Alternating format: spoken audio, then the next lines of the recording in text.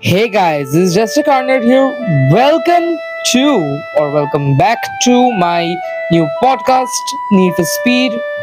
And I am having a great day today. I hope you guys are also having a great day. And you know, as I have listening to this, I hope you're doing great in general.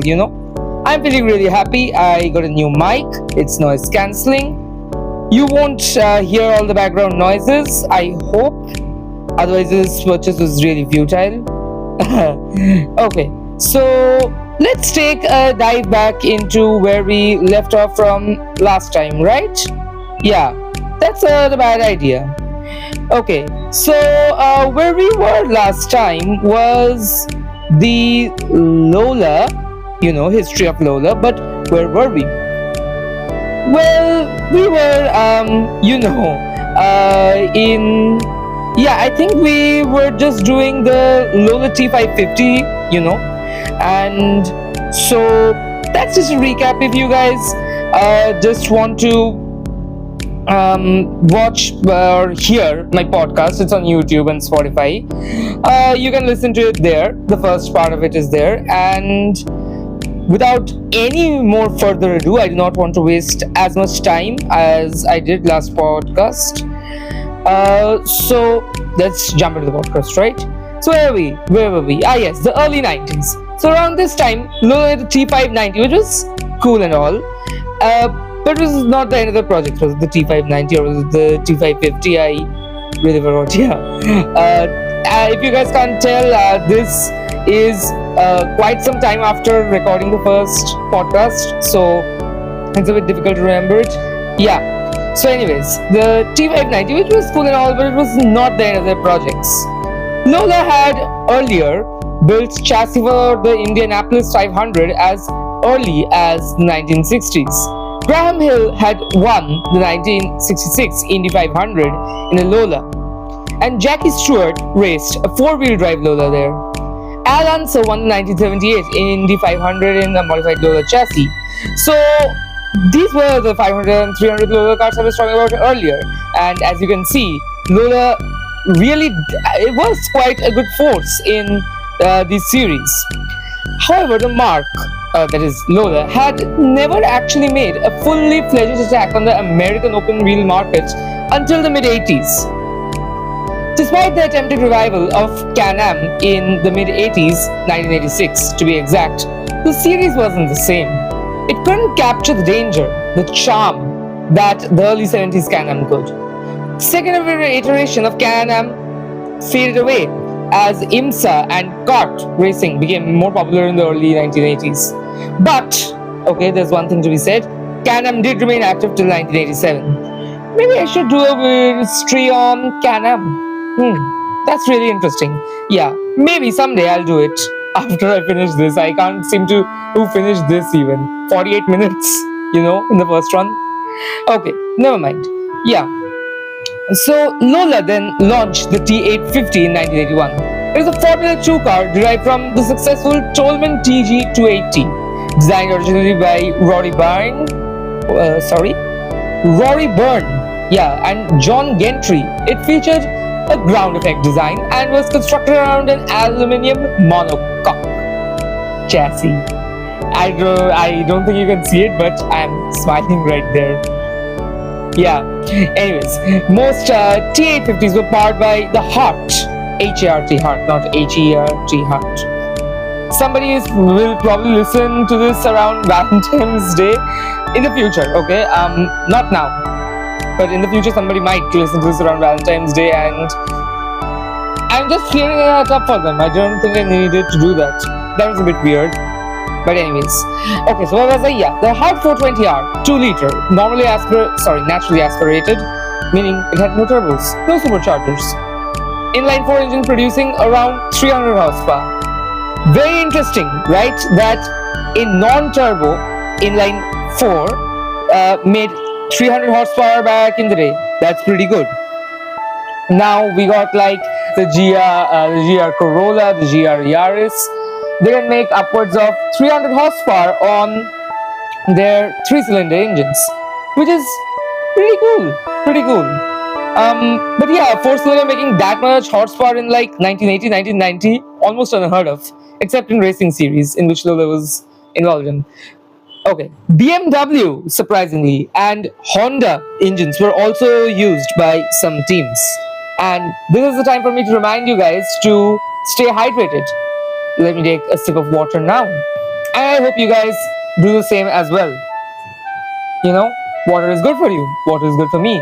Drink it. And don't drink as much Starbucks. Yeah, I wish I could tell you what to do, but I can't, okay? Do whatever you want, but in general, I think it's good advice. Okay, so where were we? The car used a Hewland 5-speed manual gearbox featuring a double wishbone suspension, and it weighed approximately 540 kilograms. Can somebody, in the comments, I don't think anybody comments on my videos, but somebody please use Google or your calculator. Yeah, your calculator can convert, right now. If you didn't know, I don't know why you would not know. Maybe I'm just slow. Okay. Teams like Docking Spitzley and San Remo Racing fielded the T850 with Stefan Johansson. No relation to Scarlett Johansson, I think. Maybe. Achieving a race win at Hockenheim and at Mantorp Park, finishing 4th overall in the 81 European Formula 2 Championship. Despite a promising debut season, the T850 quickly fell behind. Newer designs and it was largely phased out by 1983. Nevertheless, it did play a key transitional role in Lola's return to single-seater construction during the early 80s. The T850 was just the stopgap that Lola needed, but it wasn't enough. Lola wanted more, and the next Lola was brought onto the drawing board. Now the Lola T860. This was a bit of an oddball, Unlike the T850, it wasn't a remix or a sequel. It was a whole new chassis, cooked up fresh in England. But for whom? Nope, not for the English, not for the Germans, definitely not for the Japanese, and definitely not for somebody in Asia. It was for, drumroll please, ding, the Americans. Also, more popularly known as the kings of fast food, hamburgers, and guns. Yeah. Okay. Never mind that. Yeah. Faster race cars also, okay? The USA. Only 2 cars were built, both equipped with that same 2-liter Hart 420R, making that same, 300 horses of power. Packed into that same, I'm going to say same multiple times because the T860 is basically a version of the T850 for the USA. Yeah.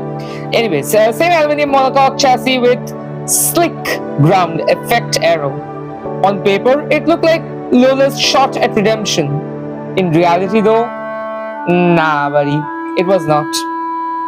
Unfortunately, young Eric, by this time middle-aged or pretty old Eric now, right? He was born in 1928, so that would make his age like 50, 60, a little bit more. Yeah, something like that.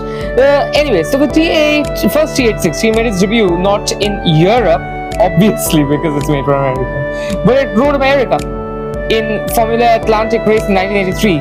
Venezuelan driver Juan Coches. Why did you say Italian? What's a Venezuelan accent?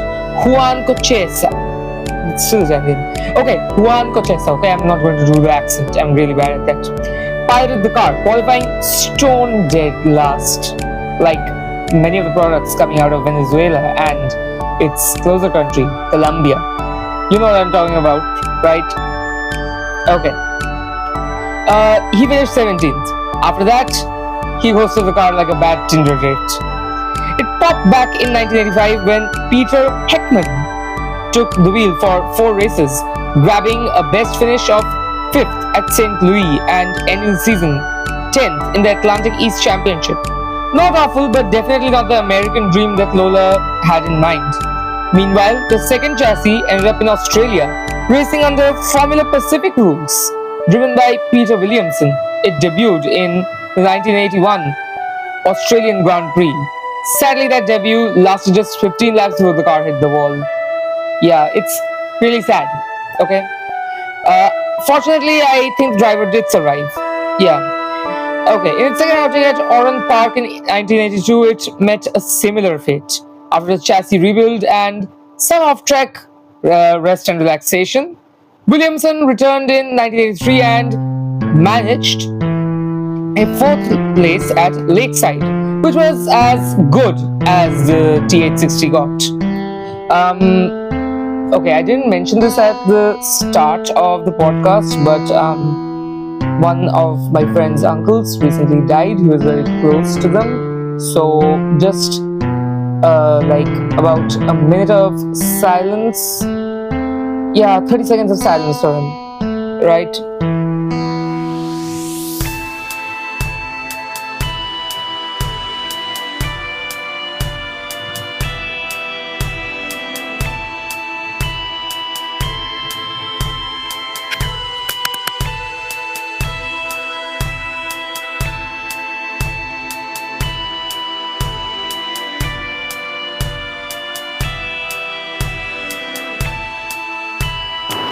Okay, so yeah, minute of silence. Sorry, 30 seconds of silence over. To put it lightly, the T860 didn't exactly shoot at the stars. It tripped on a launch pad. After these stumbles, Lola took a breather from the Formula game, shifting focus to the T450 and T550 for a while, before eventually staggering, yeah, definitely staggering, staging a comeback in Formula 3000. But more on that in a moment.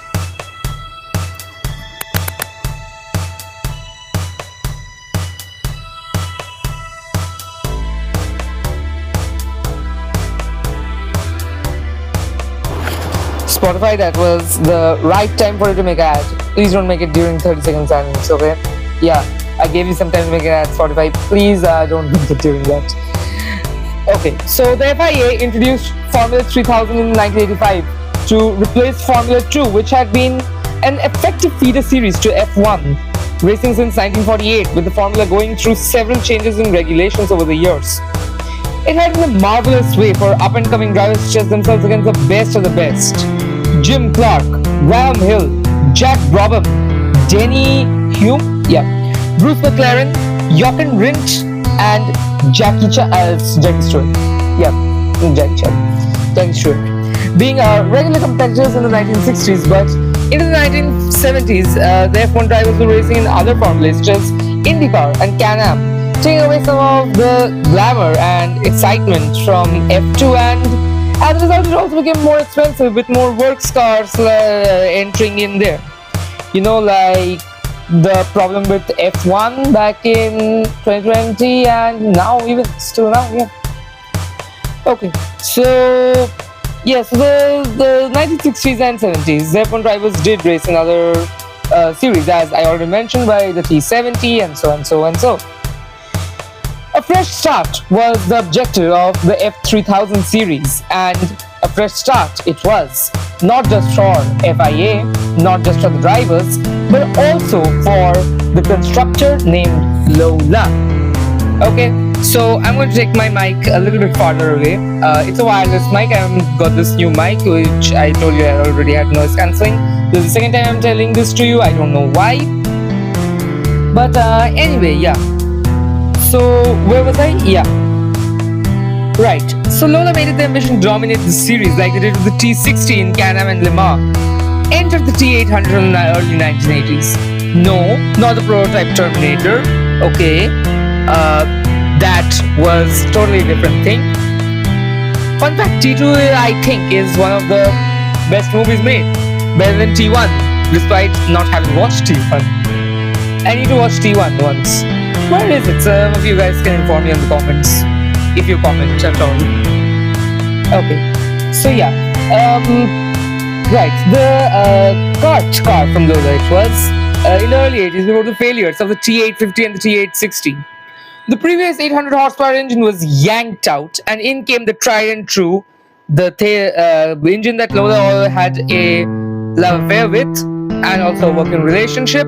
The cause was DF V3 liter engine, making in this form 450 horsepower and had become a staple in many races and cars. The T950 used a slightly modified version of the T800 IndyCar or monocoque made from carbon fiber and Kevlar? Yeah, carbon fiber Kevlar or composite made from Kevlar and aluminium. While this might have saved money, it meant that from beginning the car was bulky and overweight. Alan Furte was employed as the works driver. Okay, so let me explain a little bit of this. The terminology is a little bit old, but works basically means the factory team, right?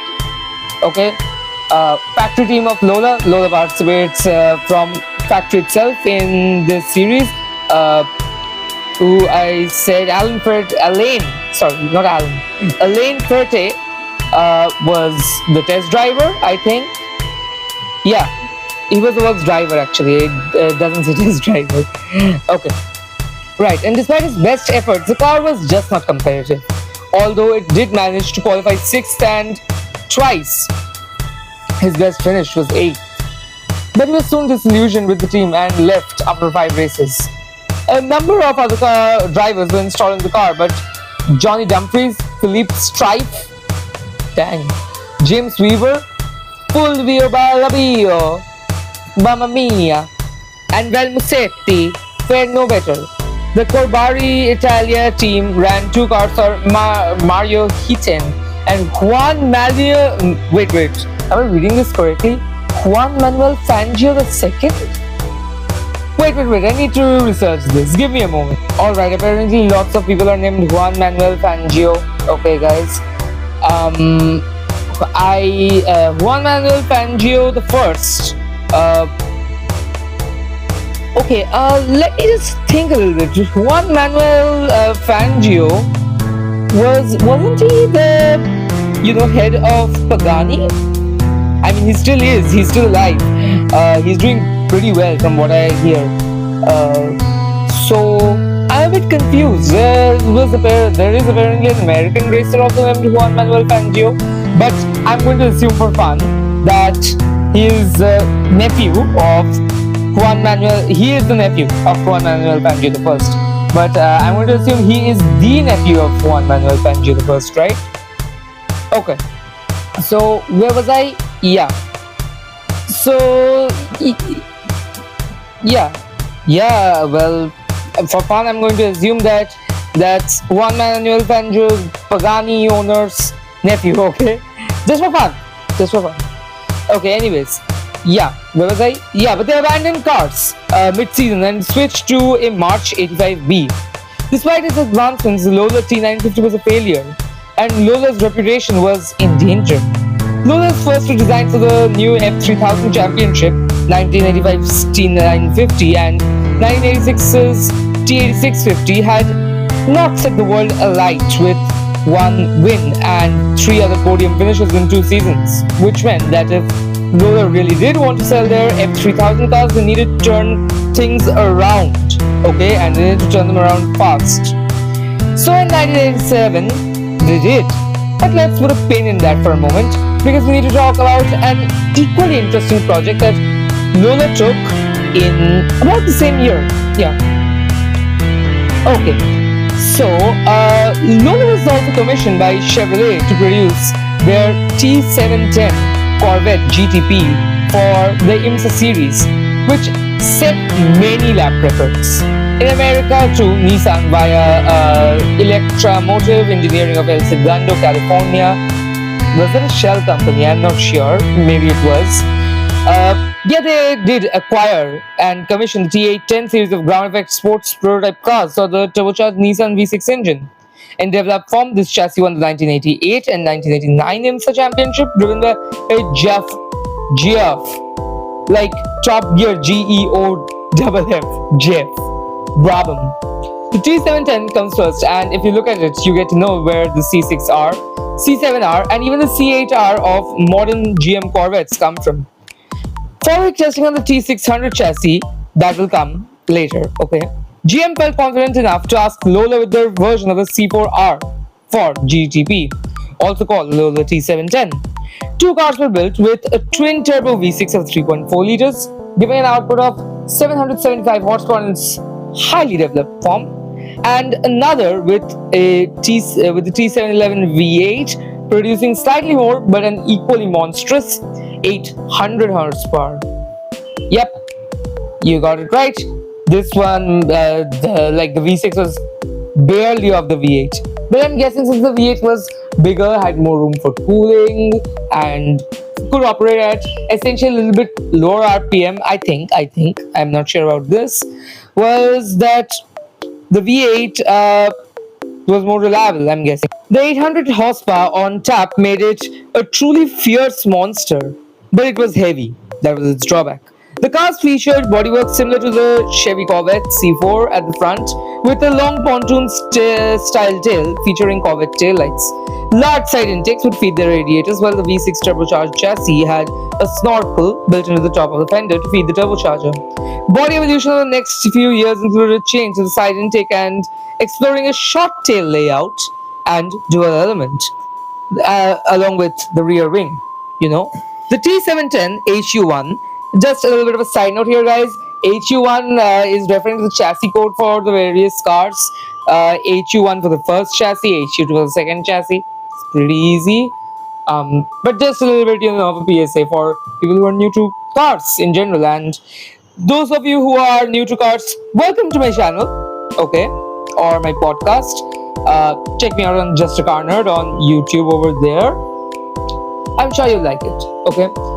Okay, so where was I? Yeah, the T710 HU1. It was run by Hendrik Motorsport and driven by South African Cyril van der Merwe. Yeah, I totally butchered that pronunciation. And England's David Hobbs, and made its debut at Road America in August 1985, where it qualified 11th but retired with engine problems.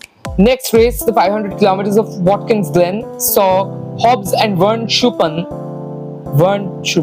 Yeah. I'm guessing this guy's German because their names are like that. But he could also be Finnish. Yeah. Okay, right. So Van Schuppen was 7th on the grid but out of the race with gearbox failure. The two remaining races, the Columbus 5,000 kilometers and 3 hours of Daytona, resulted in 2 or more retirements. But pole position at Daytona, 2 seconds out of the lap record, saw there was nothing wrong with either the car or its engine. So what was wrong? Well, we'll find out. The 1986 season saw the T710 used for the opening 4 races before being replaced with the new T8610. The T8610 was essentially very similar, but the V8 was not used anymore. The V6 replaced it. Right. So the design took another pole position. It's a bit ironic I'm talking about the V8 being more sophisticated, not sophisticated, more reliable, but yeah, I think it was more reliable but more heavy, so that's why the V8 was not used.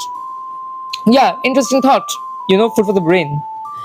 Right, so the pole position at Miami 3 hours had its finest moment when it won the Road Atlanta race, following the successful first full season for the Corvette GTP in 1985. GM added 2 new chassis for 1986, where we will come to the T8610, which I was talking about just now. The new cars featured evolved bodywork but remained essentially unchanged at the start of the season.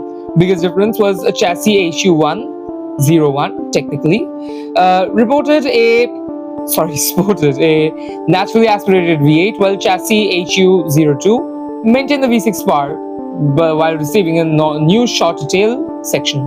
The team switched strategies in 1986, adopting the twin-turbo V6 with Cyril van der Merwe and Doc Bundy. Name sounds familiar, huh? Reminds me of somebody whose name rhymes with Bed Tundi. Yep. Okay.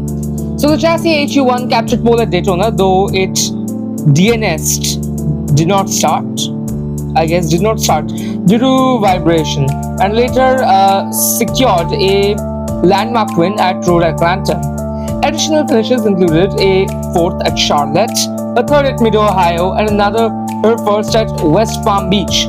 Other tracks such as Sonoma and Watkins Glen yielded top 10s, but attrition remained a challenge.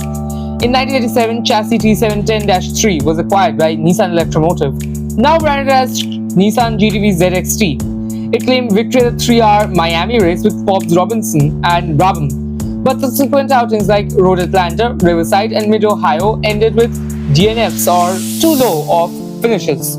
This is the time for me to take a sip. And if you're not traveling, I think you too should also take a sip of water now. Following that, however, the program wound down amid rising competition and evolving regulations.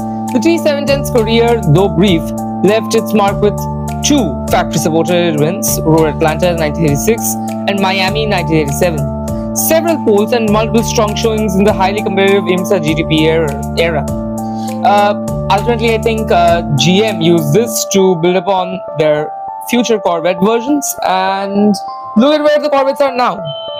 I mean, I don't follow the race series where the Corvettes are. I actually do not follow any series at all. Surprising, but true, because I literally don't have time. I don't know how I found time to record this podcast. It's essentially just me talking to you, okay? I'll try to get a guest. I'll try. That's not a bad idea. In the future, maybe we'll get one or more guests. A few of my friends, maybe. I hope they join me. Yeah, not a bad idea. Okay, so the T710's career, though brief, as I was saying, yeah. So now let's come back to the F3000 part of the story. A new chassis was employed for the 1987 season, with changed nose and upper body profiles, and radiator ducting was in the side pods, now exiting to the side. Wow, who would have thought? Side pods exit to the side. Obvious is obvious. Both Ford and Honda power plants were stable options here for the T87. Funnily enough, Yamaha also got in on the game with their 3-liter V8. I'm thinking the conversation must have gone something like one of the guys from Lola, maybe somebody who was into dirt bikes, let's say dirt bikes, goes into the Yamaha showroom or executive board and says, "Hey, you guys make engines?" Yamaha will be like, "Yeah, we do." And then he would have been like, "You guys make dirt bikes too, right?" "Yeah." And then maybe he was like, "But I need a new instrument for my friend." And Yamaha will be like, "Okay, hear me out. You won't believe this, but we make those too." And maybe in the future, somebody on the Lexus team went on and asked those same questions and asked Yamaha an extra thing, "Can you guys make us a V10 exhaust?" And Yamaha will be like, "You won't believe it, but we did make a 3-liter V8 back in the day." Okay, so as I was saying, results of the new design were greatly improved with 4 wins in the championship in the All Japan Series and 4 wins in the runner-up spot in the FIA Formula 3000 International Championship. One thing you have to understand about this is that the Japan F3000 was a bit different from the worldwide F3000. Japan basically had its own different series, like it got pretty cool cars, but the US did. Okay. Yeah, I'll drop that analogy. That's not a bad analogy. Okay. So yes, 16 cars were built, with the 1987 Japanese Championship being won by Kazuyoshi Hoshino. I hope I said that right. In Europe, it shared the spotlight with March and Rolt designs, securing 4 race victories and finishing runner-up in the championship. Notable wins included Michel Stroll. Wow, his literal name is Stroll. I have a feeling this guy likes to prank other people, but what do I know? It's just a feeling. At the Spa-Francorchamps, call me crazy, right? But I believe that stands for French Champions Spa. Okay, call me crazy. Julian Bailey at Brands Hatch, and 2 wins by Luis Perez Sala at Donington Park and the Le Mans Bugatti circuit. Very interestingly enough, was the Bugatti circuit named after the car company, or was it named after something else? It's a really interesting thought. comment in the video down there if you think that was something to do with that. Yeah. Okay. Limau Bugatti circuit. Following its competitive years, the T87/50. I don't know why I didn't say slash all this time. I think T87/50 is just easier roll for the tongue. Yeah, it saw life in many historic and inter-series racing into the early 1990s. Chassis HU04 notably won the 1990 Hockenheim Inter-Series and made consistent appearances through 91, though without additional wins. The T87/50 again proved that Lola had that indomitable human spirit which could not be crushed, despite the earlier losses. The T88/50 was an improvement of the T87 before it, in many ways. Yes, we are now coming to the next one, the T88/50, yeah. Okay, so the biggest changes in this car was made by designer Mark Williams from the T87/50.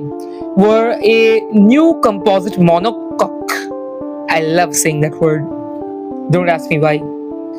Which was narrower around the front suspension and cockpit, and the cooling was improved. There were front spring/damper units, now operated by push rods, replacing the pull rods of the 1987 design. This was good for 3 wins at Suzuka, 1 at Vallelunga, Fuji, and Zolder, but no championships wins were acquired in 1988. While 1 win was scored at Fuji in 1989. More cars were built, about 28. And while it wasn't the best car on the grid, it was heading steadily in the right direction.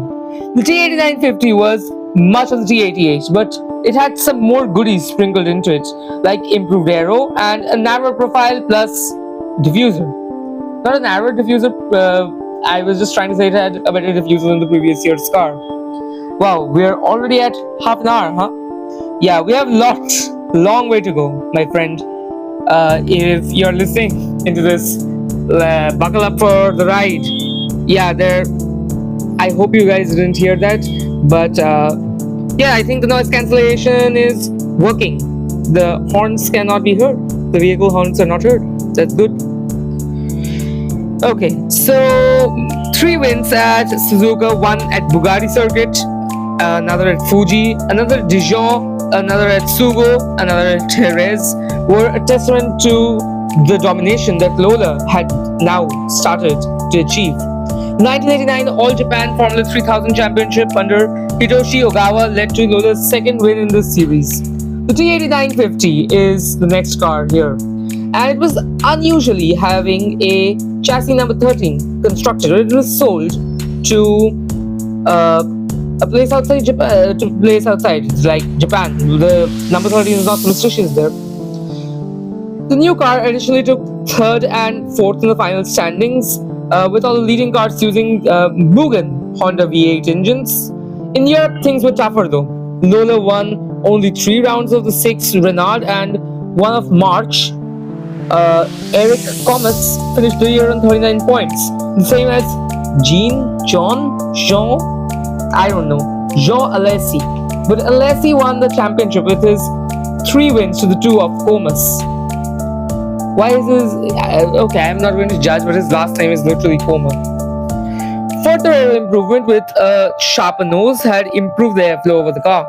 New pushrod suspension designed for better tuning and responsiveness were the improvements made to the next car here, the T90/50, or the T90/50. And the car was a winner from the beginning, being victorious in the opening rounds of both Japan and European championships, going on to win all 10 rounds in Japan, with Kazuyoshi Hoshino again taking the championship. Good for you, Kazuyoshi. You know, you were in Yoshi's Island, and now you're in Formula 1. This is just a joke, okay, for people who don't get it. I guess there will always be some people who don't get the joke. I shouldn't say it's a joke every time, right? It ruins the joke. Okay, so yeah, he took the championship for Japan. Whilst in Europe, it was 7 wins and Eric Comas as champion. The story continued in Japan in 1991 again, with the T950 winning 6 more races and giving Yukio Katayama the championship. I mean, that's crazy. The same car won 2 years in a row. I mean, if you see that in Formula One right now, that's pretty boring. But back in the day, it was pretty unheard of, you know. Especially in the lower speed series. Yeah, the lower series typically don't have multiple cars winning. I mean, the same car winning multiple seasons or years in a row. That's really interesting. Okay, so Lola sold an amazing. Forget that or forgive that, as you may find. I choked on my spit. Okay, so Lola had sold an amazing 39 cars, with 24 of the T90 50s going to Japan and the remaining of the 15 racing in Europe. This time, competition came from the Renault 90D. 90D. That won 4 races in Europe, but it was unsuccessful in Japan. The only other manufacturer was Leighton House, formerly known as March, who fielded a handful of cars in both championships. People who are a fan of F1 have, read Adrian Newey's books. He has a single book, the How to Build a Car. It's a pretty good autobiography. I would recommend you guys to read the book, not the audiobook. I think the actual book you will find more interesting. The illustrations look really good on it. He explains things really nicely, actually, despite it being an autobiography. Adrian Newey may just be the, what can I say, the Picasso, maybe. Yeah, the automotive Picasso of our time. He always, he always isn't perfect, but so wasn't Picasso, and his works are actually pretty good. Okay, so Leighton House, right? They did field a bunch of cars in both championships, but as you already know, if you have read Adrian Newey's book, How to Build a Car, didn't win. Okay, which is pretty unfortunate. Leighton House did have some good potential, as Newey thought himself. Okay, as for engines, it was the Mugen Honda V8 that ruled the roost in Japan, winning all rounds and top 7 positions in the final standing. Yes, so as I was saying, while in Europe it was the final in Europe it was the 7 wins to Mugen Honda and 4 wins to the venerable Ford Cosworth DFV V8. There are too many race wins to mention for the T90, but it won a lot through 1990 to 2004, skipping 92 and 93 seasons. And for a car that was 14 years old, achieving multiple race wins and 2 championships, maybe some more if it was managed better or something was done better. That's great. 14 years is practically a lifetime in sports, any sports, not just motorsports. I mean, many of the athletes, they go into retirement when they're in their mid to late 30s, or sometimes they're in the early 30s. So that's just great.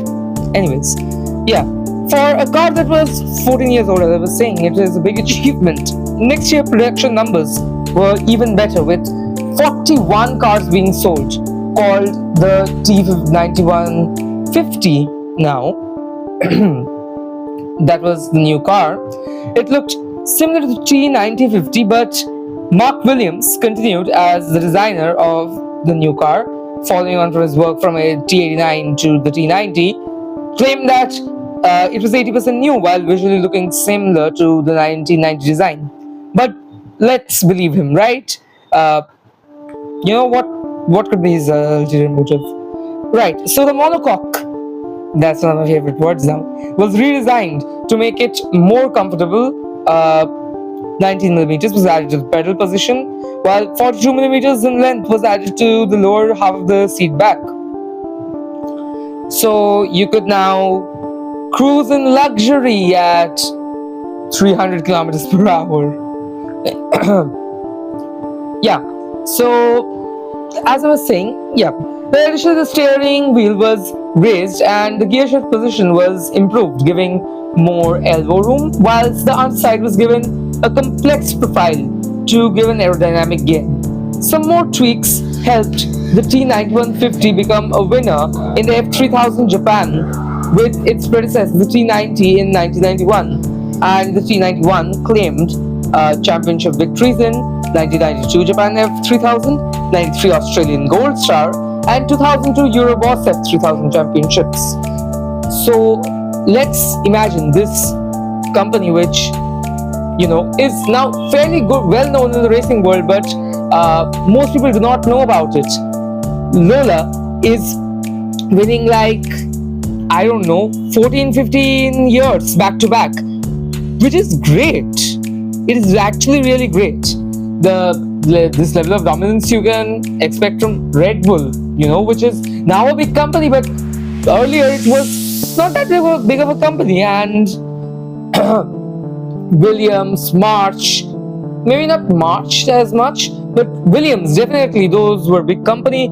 Is McLaren, big company, lots of R&D. You can expect that to have lots of wins, lots of domination. But from Lola, I mean, a company which makes constructor cars, like for sale to others, that's really, really good. Even better than some other race companies. Okay, so after that, we can know that at 64 years of age, Eric could still keep the Lola racing machine chugging on. Here the trail goes quite murky with 1992 with the T9250. Wikipedia and the Lola Cars official website, which I have been quoting for so long, doesn't have much if any info on this car. I tried to do some digging, but specs are the only thing that I could find. Some articles claim it is a re-race entrances, while others speculate on where the 6 or so cars are now. So I think it's appropriate to take a break from open wheel racing and go to the other cool championships happening during this time. What are the cool championships? Group C. Yes, I did talk about the Group C vet, but Lola goes so much farther back in Group C than that. The T600 was Lola's first foray into the Group C class. While initially built for IMSA, the T600 had good potential. It was a customer car first rated in 1981, and it was also the first GT prototype race car to incorporate ground effect tunnels for downforce. For racing, you have to understand a few things, that regulations are like the rules, and you have to bend the rules, interpret them. And so if the rules capped horsepower, which they essentially did during that time, I mean, they were focused on aerodynamics, don't get me wrong, but it was very little during this time, not as much. So what basically happened is that Lola made a very innovative, very groundbreaking car. Yes, groundbreaking, ground effect. Ha ha ha, laugh, laugh, laugh. I said a pun. The revolutionary aerodynamic design of the T600 was widely imitated through the 1980s by IMSA cars and Group C prototype cars. Lola T600, as I was saying, originally ran in the International Motorsports Association, which was in America. Definitely, if it's in America, it's international. The continent of the European continent, the European continent is not a continent, it's a country. The country of Europe, the country of Asia, Okay, enough ragging on the Americans. Back to the story. The Lola T600 made a stunning debut in 1981 with Cookwood's Racing,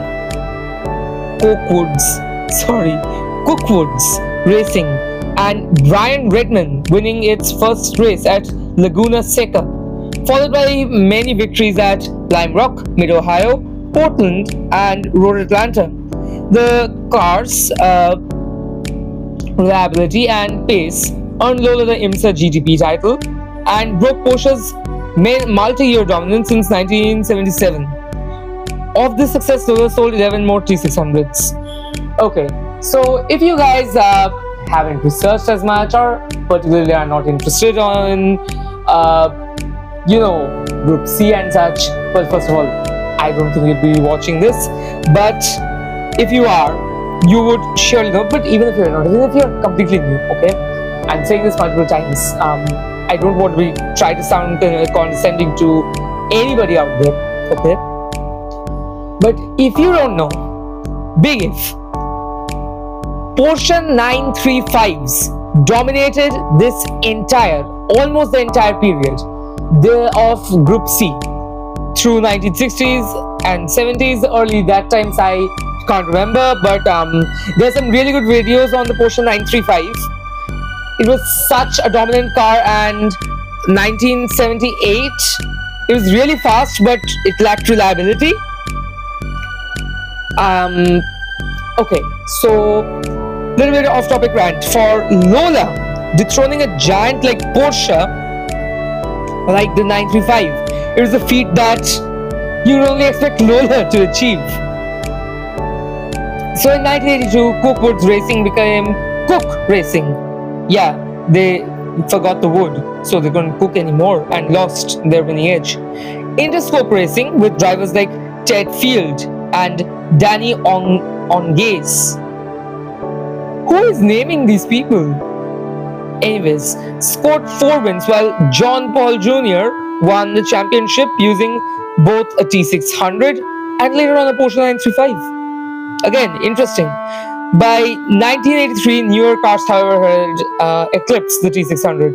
Interscope had a turbocharged Chevy V6, which was fast, okay, don't get me wrong, but unreliable. While other teams experimented with various engines, including Porsche turbos, but results dwindled. From 84 to 87, the T600 faded into a mid-pack role, occasionally posting some top 10 finishes before retiring from IMSA competition. 70 races, 10 wins, and 2 drivers' championships put Lola on top of Group C and IMSA for some time with the T600. However, it was not to last, because Lola wanted to outdo themselves with the T610. The success of the T600 employing a honeycomb chassis design that was based on the race and championship winning T600. In fact, much of the T600 running gear was using the T610. Following on from the success of the T600, it is perhaps surprising that only 2 cars were built, and these were the works cars of Guy. Wait, what? Mr. Sponsorship? That's a bit weird, but okay, I guess I won't question it. Edwards and sometime F1 Hesketh driver Rupert Keegan in HU1. Both cars were fitted with a 3.9 litre, I'll round up to 4, Ford Cosworth GFL, and had the potential to be competitive propositions in that year's Group C races. But outright wins against the Works Group C Porsche 965s and Works Lancia LC1 were not likely at all. The car was designed with a low drag body, with the air being channeled over the bodywork due to a very low mounted rear wing aimed at reducing drag. And texting pictures which I've seen clearly show the design, and it can be seen that a higher mounted wing was also tried. As far as these cars go, they look pretty cool, even if they don't win all the time. However, things didn't go as planned, and the longer high downforce nose and a shorter tail were employed, which caused overheating, so it had to be modified again for Le Mans. This thing looks seriously cool, guys, as I was saying, in pictures. And Group C cars have an aura or feel I can't describe. They're not like JDM cars. They're not like muscle cars. They're not like supercars. They're not like Italian. They're not like German cars or any production cars. And I guess, right, even though JDM cars, I'm not going to get into this technicality. JDM cars were still in there, but still. Their radical aerodynamics, their profile, all of them make them so good. Oh, so good. Really, really good. Okay.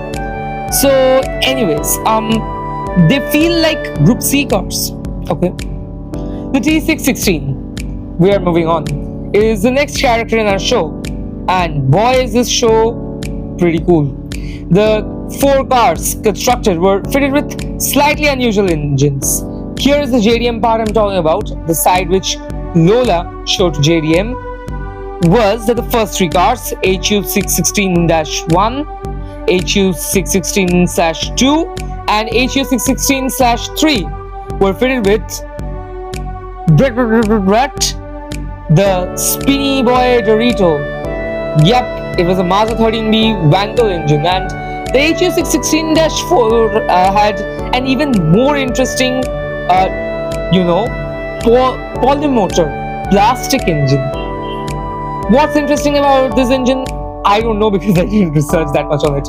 Honestly, guys, the episode is really long without me going off to my side rants, my side interesting facts, and I just guess I don't want to, take up too much of your time, and also, above 50 minutes, the episode is a little bit too long for In the Tooth.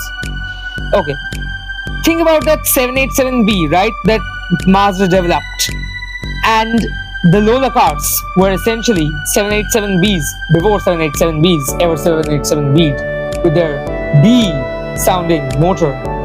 Okay, so being an experimental car, it only had 300 horsepower from the rotary engines, and it didn't win much championships, okay? But it did get 2 overall class wins in the C2 class, one at 10th and one at 8th place. Also, another fun fact about this car, yeah, this was a really innovative car. Apparently, Lockheed did the brakes on this car. Yeah, that same Lockheed who made the F-170 Nighthawk and the B-2 Stealth Bomber. I mean, capitalism is just weird.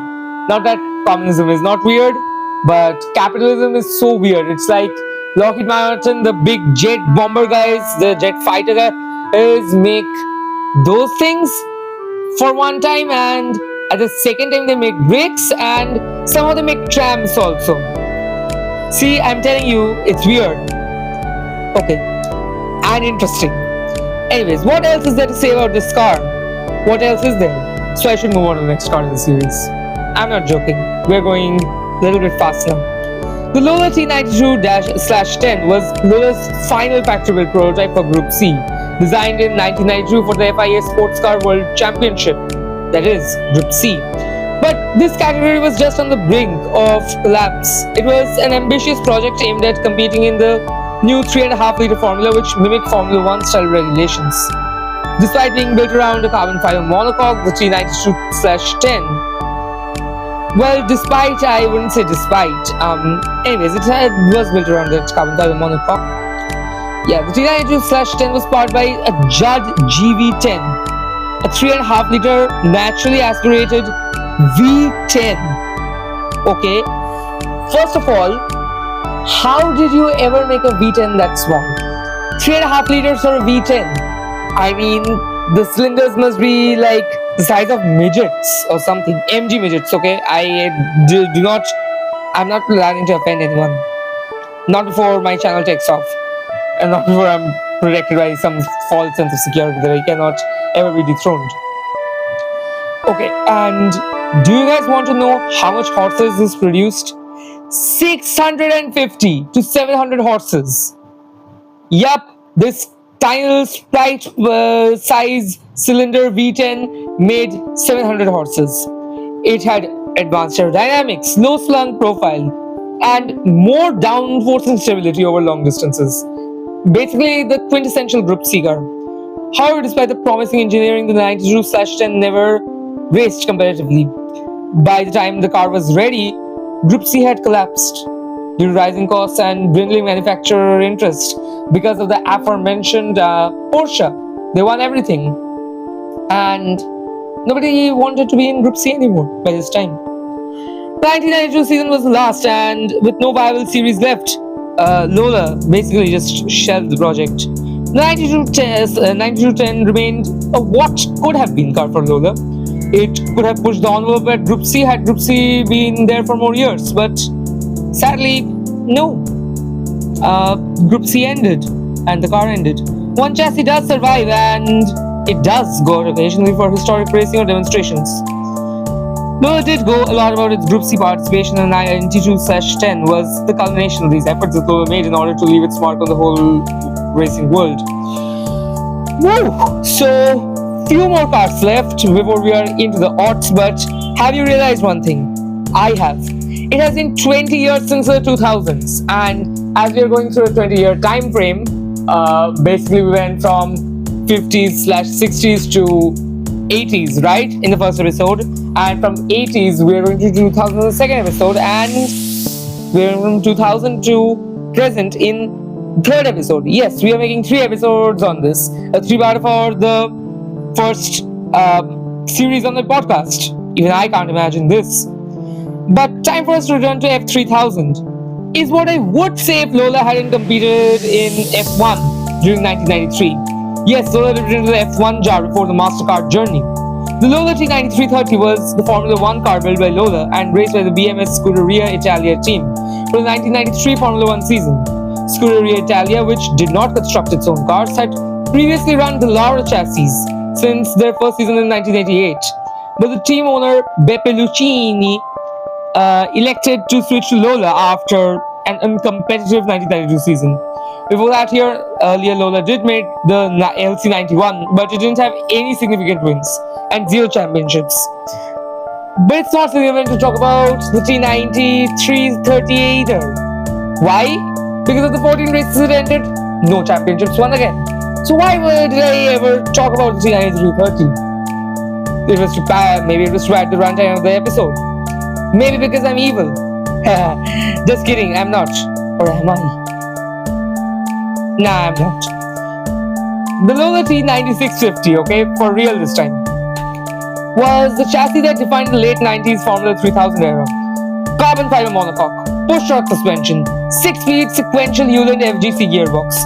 Most cars ran the Zytec Judd KVE engine, a 3-liter NA V8, producing 450 to 470 horsepower through the Mugen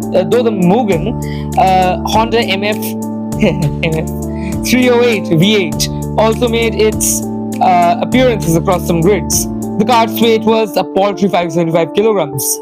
Very low, but still, that additional weight is important. Okay, so it was light, nimble, perfectly balanced. From 96 to 98, the T9650 dominated the F3000 field with future F1 stars like Juan Pablo Montoya, Nick Heidfeld, and Jason Watt, all rising through the ranks.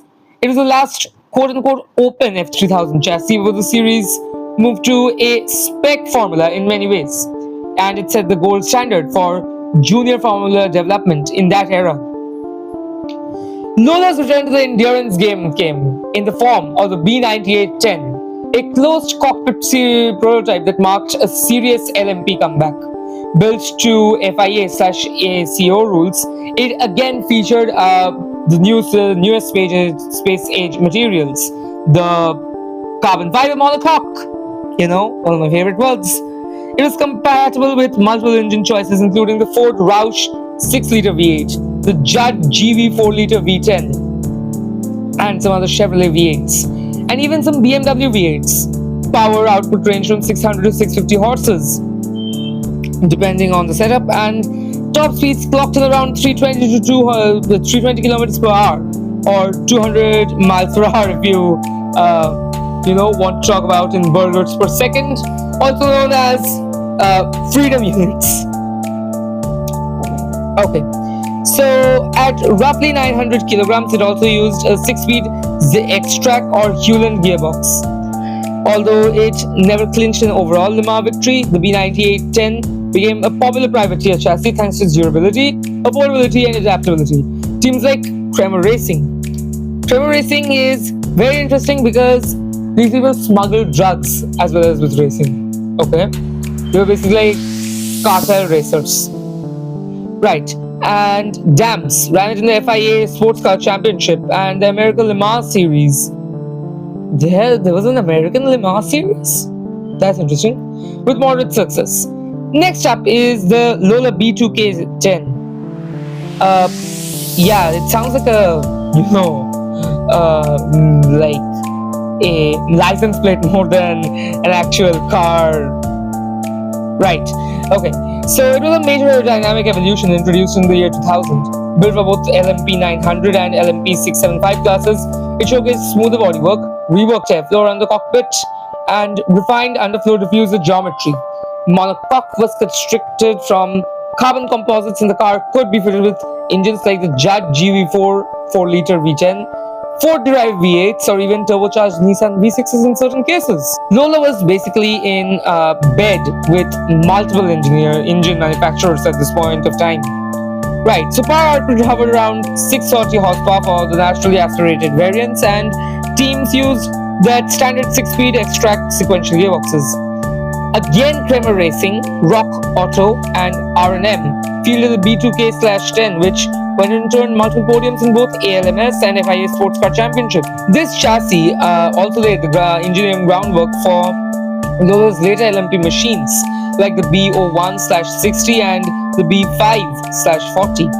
While Lola was making waves in Europe and in sports cars, the company continued its American open-wheel efforts with cars like the T97/00 and the T99/00, competing in the hyper-competitive kart series. These chassis now featured carbon fiber monocoques and were powered by turbocharged 2.6-liter V8s from engine manufacturers like, again, Cosworth, Toyota, that's interesting again, and Mercedes-Benz. Power figures range from 850 to 9, dang, that's a lot, for 2.6-liter V8. And depending on the engine and tuning setup, the cars used 6-speed, again sequential gearboxes, and they were essentially the same, around weighing 700 kilograms. While Renault largely dominated the kart era, Lola still managed to grab wins and podiums here and there through teams like Newman Haas and Patrick Racing. By the time we get to the T99, in the next episode maybe, the chassis had been refined to include better under-tray aerodynamics and improved tire wear characteristics, making it competitive, if not quite dominant. Let's not forget the Indy Lights, okay? The T9720 is also important. It's sort of the series spec chassis from 97 to 2001, powered by a naturally aspirated Buick. I don't know how Buick gets in the racing scene. They literally have no race vehicles, nothing, but they still get in the racing scene somehow. Anyways, the Buick 3.5-liter V6, which pushed out about 425 horses. The chassis used an aluminium honeycomb tub with carbon fiber bodywork and weighed enough to push top speeds from 180 to 190 miles per hour range, 290 to 305 kilometers per hour. The transmission was a 5-speed sequential gearbox, and drivers like Oriol Servia, Scott Dixon, I like these names, and Townsend Bell all launched their careers behind its wheel. The T9720 was respected for the balance, predictability, and rock-solid construction, made the backbone of IndyCar's junior Formula ladder in the late 90s. So that is the end of our episode. It wraps up our deep dive from everything, for almost everything. Yeah, I probably missed out some things in the 80s and 90s era. From spec series royalty to endurance warriors and Indy Lights warhorses, Lola has never stopped building useful, effective, interesting, and most importantly, affordable race cars during this period. And that sets the stage for part 3, where we will take a deep dive into the years 2000 to 2012 and maybe even beyond.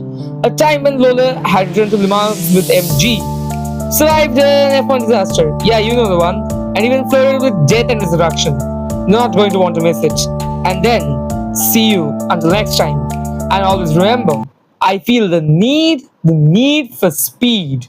Thank you and have a great day, good night, good morning, goodbye.